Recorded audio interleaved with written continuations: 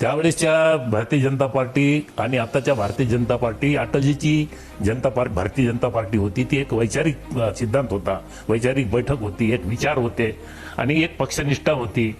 परंतु आता काय झालेलं आहे, सगळं बाजारीकरण झालेलं आहे.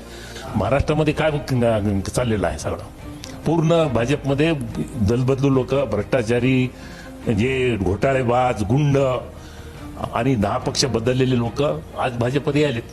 म्हणजे घेणाऱ्याला लाज नाही आणि जाणाऱ्याला लाज नाही, अशा प्रकारची आता भाजप झालेली आहे. आणि त्याच्यामुळं भाजप ही संपलेली आहे.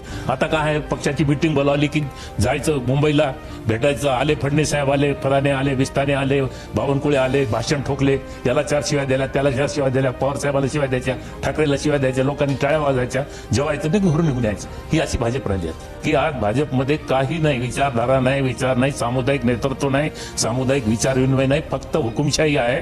ज्या मनाला वाटेल ते करायचं. आता तर हे बेशरम आहेत, यांना काहीच कशाचं काही नाही.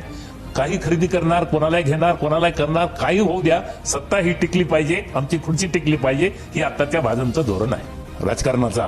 आणि भाजपच्या सगळ्या नीतिमूल्याचा जे सुपडा साफ केलाय त्याला एकमेव कारणीभूत देवेंद्र फडणवीस, बावनकुळे, तुमचे दानवे, चंद्रकांत पाटील, हे सगळं लोक याला जबाबदार आहेत. यांच्यामुळे हे सगळं भाजपचा महाराष्ट्रामध्ये सुप्रसाद झालेला आहे. परंतु हे एवढे बेशरम झालेले आहेत की यांना सत्तेपुढे कुठल्याच काही दिसत नाही. आणि जे लोकसभेला घडलं तेच विधानसभेला निश्चितपणे घडणार आहे.